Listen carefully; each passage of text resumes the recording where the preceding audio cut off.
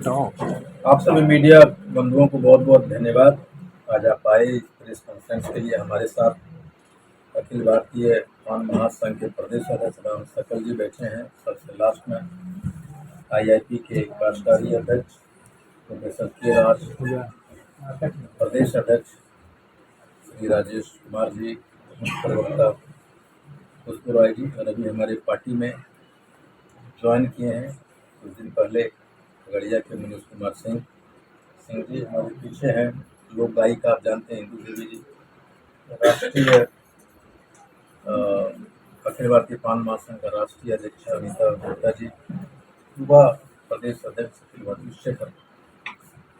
आपको पता है कि 13 अप्रैल 2025 को गांधी मैदान में हापुड़ पान एक आंदोलन की एक बड़ी सभा हुई थी, जिसने पान समाज के अस्तित्व को दुनिया के सामने लाया था। और वही अखिल भारतीय पान महासंघ के द्वारा आयोजित उस महासभा महारैली में इंडियन इंक्लूसिव पार्टी का जन्म हुआ और हम महागठबंधन के हिस्सा बने और विधायक बने सहरसा।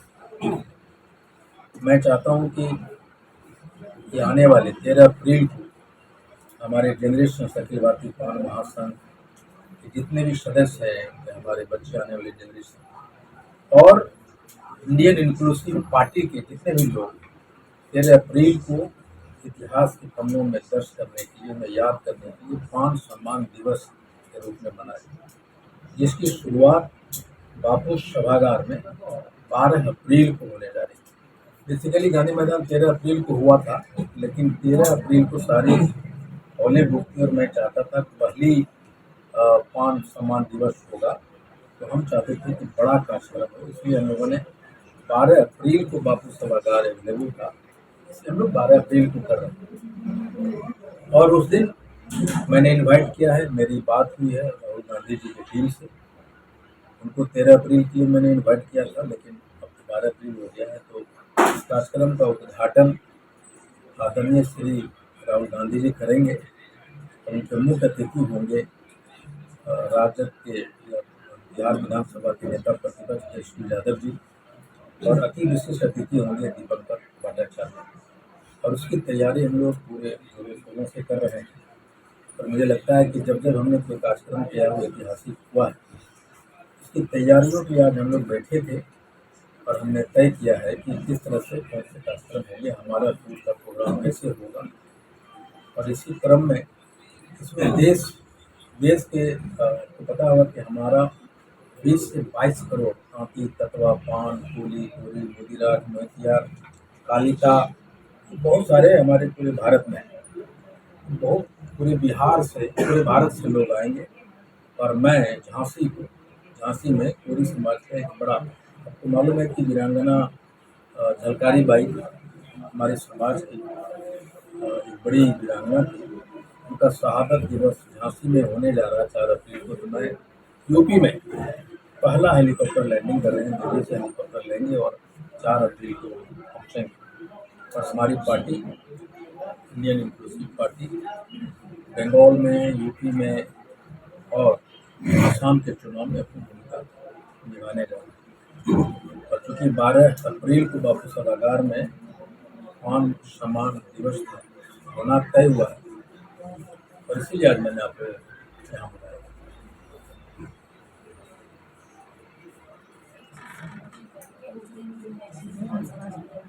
हाँ, ठीक है। अब वो जो आयोजन है अखिल भारतीय पान महासंघ और इंडियन इंक्लूसिव पार्टी, गांधी मैदान में इंडियन इंक्लूसिव पार्टी की जन्म हुआ था, इसका आयोजन दोनों कर रहा है, अखिल भारतीय पान महासंघ और Indian inclusive party. Indian inclusive party में सारे समाज के लोग हैं, सारे धर्म के लोग हैं। वो उसमें सिर्फ तांती तत्वा पान समाज के लोग नहीं आएंगे। वो इस बार जो पान समाज दिवस है, तो सारे समाजों के दरवाजे खुले हैं और भारी मात्रा में देखेंगे, क्योंकि ये राजपूत समाज से हैं, इनके समर्थक आएंगे। बहुत सारे सभी जातियों, सभी धर्मों के लोगों का जन्म हुआ 12 अप्रैल 2026 को बापू सभागार में देखने को।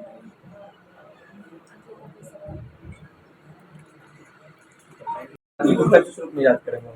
देखिए, लालू जी को बहुत सारे उपनामों से जनता ने पुकारा। उनको बहुत उनके ऊपर बहुत इल्जाम है। मेरे लिए वो हीरो है।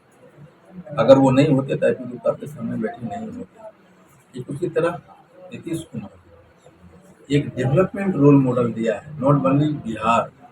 उन्होंने ऐसी ऐसी नीतियां स्कीम बनाए जिसका रिप्लिकेशन डुप्लीकेशन केंद्र सरकार ने किया, यही नहीं बहुत सारे देश किया है विदेशों में इनके। नीतीश जी हम उसको मास्टर ही कहते हैं, जो कहते हैं ना समझौतावादी। मैं इस टर्मिनोलॉजी पे विश्वास नहीं करता। मैं कहता हूँ he is a master class politician कि उन्होंने परिस्थितियों को विकट परिस्थितियों को अपने अनुरूप बनाया और अपने शब्दों पर राजनीति की। मैं आदरणीय लालू प्रसाद यादव जी को, मैं आदरणीय नीतीश कुमार जी को अपना उनको पढ़ते बोलते राजनीति करते सीखा हूँ, देखा हूँ। मेरे लिए दोनों रोल मॉडल है, अलग अलग। डेवलपमेंट का रोल मॉडल, एक सामाजिक डेवलपमेंट का रोल मॉडल। और उसके बाद आदरणीय राहुल गांधी एक ऐसा इंसान जो उनके किसी भी स्टेटमेंट को 20 बरस वाला होता आप निकाल दीजिए, कभी डुप्लीकेट नहीं हो, दोहराया नहीं, सच बोलता है देश के लिए। और आने वाले समय में भारत की जरूरत है राहुल गांधी। और आप तय मान लीजिए कि तेजस्वी यादव जी आने वाले बिहार का फेस है, वही मुख्यमंत्री। आप कहिए कैसे? लालू लालू जी का एरा, नीतीश जी का एरा तब खत्म हो गया ना। अब नौजवानों का एरा आया, उसमें कौन है? तेजस्वी यादव जी है, चिराग पासवान जी हैं, सम्राट जी अगर उनको मुख्यमंत्री बनाता है तो सम्राट जी होंगे, निशांत जी होंगे। लेकिन इन सारे चेहरों में स्थापित चेहरा कौन है? तेजस्वी यादव जी। सबसे ज्यादा वोट बैंक किसके पास है? तेजस्वी यादव जी। कभी कोई कंप्रोमाइज सिद्धांत से नहीं किया तो Tejashwi Yadav ji. Do you understand? So he is going to be the CM of Bihar next, in coming future. Thank you. 13 अप्रैल की सहमति था उनका। अभी आज मैंने बात करने की कोशिश की तो वो केरला में भाषण दे रहे थे, तो मैंने उनको इनविटेशन कार्ड भेजा है, वो सहमति दें जब वो आएंगे। मुझे मालूम। नीतीश कुमार जी क्या करेगा? मैं नीतीश कुमार जी को सिर्फ ये कहूँगा कि आपका एक सपना था कि राज्यसभा सांसद बनना है, तो राज्यसभा सांसद बनिए, जाइए, शपथ लीजिए, 1-2 दिन बैठिए और फिर वापस आइए और फिर मुख्यमंत्री बनने के लिए दावा पेश कर दीजिए। तो सपना पूरा हो जाएगा और हम महागठबंधन के लोग बिना शक उनके नाम पे समर्थन देने के लिए तैयार हैं, बिना शक। अशोक चौधरी रो रहे हैं। देखिए, अगर ये बात कहते हैं तो रोना तो मुझे भी आया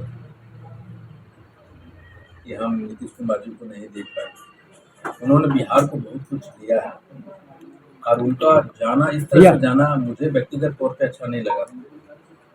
अगर वो जाते तो हमें लगता है उनका एक बड़ा विदाई होना चाहिए था गांधी मैदान। और मैं बता दूं, जब विदाई के लिए वो दिन रखा जाता है तो गांधी मैदान एकदम छोटा हो जाता है। अभी तक के जितने भी भीड़ जमा हुई है उनके विदाई के लिए, तो वो एक हीरो थे हमारे।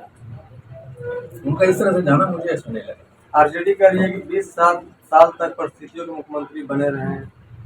नहीं, देखिए, एक राजनीतिक बयान है और ये सही है कि उन्होंने परिस्थितियों को अपने अनुरूप बनाया, अपने शर्तों पे राजनीति की। और वो इस बार इसलिए उनको अनुरूप नहीं हो सका कि गाहे बेगाहे या जाने अनजाने में उन्होंने आरजेडी या महागठबंधन को कमजोर हो गया। अगर हमारे पास 50 सीट होता, मैं बता दूं कि आज वो हमारे साथ होता। हम लोग 40-45, आरजेडी को महागठबंधन को अगर 50 सीट आ गया होता तो निश्चित तौर पे मुख्यमंत्री वो होते, हम लोग सामने होते। मजबूरी में छोड़ रहे थे। अगर हम कमजोर हुए, महागठबंधन कमजोर हुए, महागठबंधन कमजोर नहीं हुआ। बेसिकली नीतीश जी को पिछले बार हम लोग 80 सीट में थे, 91-90 सीट में महागठबंधन टोटल, तो भाजपा से बार्गेनिंग कर सकते थे 43 सीट के साथ हुए। इस बार 89 सीट के साथ बार्गेनिंग करने की स्थिति में नहीं है। अगर हमारे पास 50-60 सीट होता महागठबंधन, तो मैं बता दूं कि अपने शर्तों पर दोबारा राजनीति करें। और जब महागठबंधन की सरकार बनी है, हम लोगों ने या महागठबंधन ने कभी भी नीतीश जी को ब्लैकमेल करने की कोशिश नहीं की, लेकिन उन लोगों ने हमेशा ब्लैकमेल किया, अपने इनको मजबूर किया है बहुत सारे चीज़ों से। नीतीश जी के जाने के बाद बिहार में कुछ परेशानी बढ़ेगी भाजपा के सीएम बनते हैं?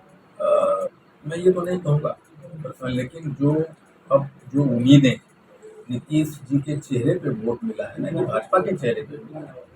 अब इनके जाने के बाद जनता को परेशानी क्या क्या होने वाला है, मैं बता देता हूँ आपको।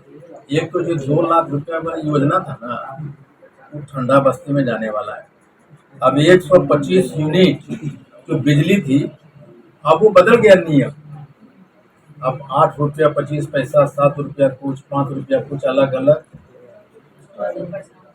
ये बांट दिया है। इतना घंटे इस दर से, उतना घंटे इस दर से। अब समझ रहे हैं कि 125 रुपया छोड़ बिजली का, लेकिन ले रहा है 500 यूनिट का। यही नहीं, मैं सहरसा में मैंने देखा है कि गांव के गांव गरीबों से उनके घर से बिजली का मीटर उखाड़ लिया गया। 40,000, 50,000, 60,000 बिल थोप दिया, एफआईआर कर दिया थाना में। 125 रुपया का यूनिट दिखा के गरीबों से पैसे वसूले जा रहे हैं। ये सारी समस्याएं नीतीश जी के जाने के बाद होने वाली। महिला, मुझे तो डर है। आप देखें तो भाजपा महिला विरोधी नीतियां लाती है, और नीतीश जी महिला को एम्पावर करने के लिए बिहार में बहुत सारे काम किए। वो सारी चीजें बंद होने वाली है। ये 33% बिल पास हुआ था ना महिला को पार्लियामेंट में, कहीं नामो निशान दिखाई पड़ रहा है। बिहार के जनता की ये परेशानी है, और ये सगुफा छोड़ा ना कि नीतीश जी का मानसिक स्थिति ठीक नहीं, लेकिन मैं जानता हूँ कि उनकी मानसिक स्थिति बिल्कुल ठीक है। अगर ठीक नहीं है तो उनको ये याद कैसे रहता है कि हमको सीएम बने रहना है। अभी कुछ दिन पहले से उनको ये याद कैसे रहता है कि नहीं, कतनो मनो हम जेबे करेंगे राज्यसभा, ये सब कैसे याद रहता है? इसका मतलब उनका मानसिक स्थिति ठीक ठाक है। एक बड़े गेम प्लान के तहत वो जा रहे हैं। और अभी जो स्टेटमेंट आ रहा है ना जदयू का प्रवक्ता का आया कि नीतीश जी नहीं रहेंगे तो लॉ एंड ऑर्डर बिगड़ेगा। जय निशान जय निशान जय निशांत तय, ये सब जो भूमिका बांधा जा रहा है ना, तो नीतीश जी को पता है कि उनके चलते केंद्र में प्रधानमंत्री बने हुए हैं नरेंद्र मोदी जी। उनके चलते बिहार में एनडीए के सत्ता, तो सबसे मजबूत आदमी आज भी है। और मुझे नहीं लगता है उनका दिमाग वगैरह कहीं फिरल है, क्योंकि कहीं न कहीं हमको लग रहा है कि राजनीति नीति का हिस्सा है, और उधर से लौटेंगे राज्यसभा, उनका सपना पूरा हो जाएगा। लेकिन मैं पहला मुख्यमंत्री देखा जो मुख्यमंत्री पद के छोड़ के राज्यसभा के लिए उनका सपना है।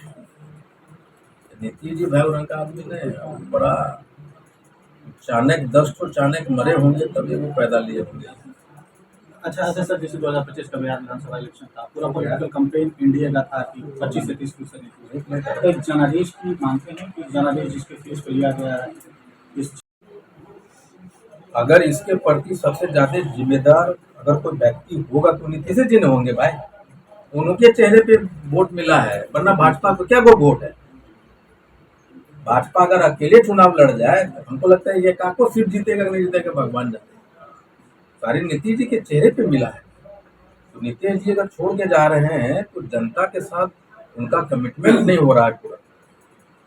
जनता के प्रति नीतीश जी उत्तरदायी है ना। और मुझे लगता है कि आने वाले समय में बिहार की स्थिति, जो कमिटमेंट, जो उम्मीद से जनता ने वोट दिया उनके साथ नीतीश अन्याय कर रहे हैं, छोड़ के जा रहे हैं। नीतीश कुमार को आप किस रूप में याद कीजिएगा? आरजेडी ने तो